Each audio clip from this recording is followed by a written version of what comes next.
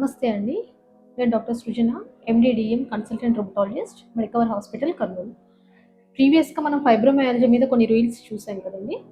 So, ఈ fibromyalgia అనేది ఏంటంటే మళ్ళీ వైడ్ స్ప్రెడ్ పెయిన్స్ అంటే బాడీ అంతా పెయిన్స్ ఉంటాయి. ఇది ఎవరిలో ఎక్కువ వస్తుంది? మగవాళ్ళలోనా? ఆడవాళ్ళలోనా? చూస్తే మగవాళ్ళ కంటే కూడా ఆడవాళ్ళలో ఎక్కువ వస్తుంది. దానికి కొన్ని కారణాలేంటంటే ముఖ్యంగా హార్మోన్స్. ఈస్ట్రోజన్ హార్మోన్ అనేది పెయిన్ సెన్సిటివిటీని ఇంక్రీజ్ చేస్తుంది. అంటే నొప్పి తెలియడం అనేది ఇంక్రీజ్ చేస్తుంది. ఇంకోటి ఈ హార్మోన్ ఫ్లక్చుయేషన్స్ వల్ల ఏమవుతుందంటే మనకు నిద్ర అనేది కూడా సరిగా ఉండదు.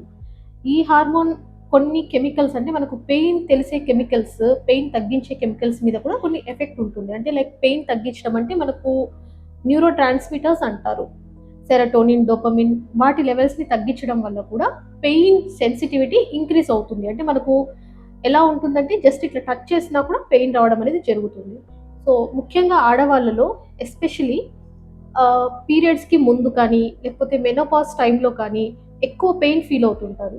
హార్మోన్ ఫ్లక్చుయేషన్స్ ఉండే వాళ్ళలో కూడా ఎక్కువ పెయిన్ తెలియడం అనేది జరుగుతుంది. ఈ ఫైబ్రోమైయాల్జియాలో ఈ హార్మోన్ చేంజెస్ వల్ల పెయిన్స్ ఎక్కువ తెలుస్తాయి.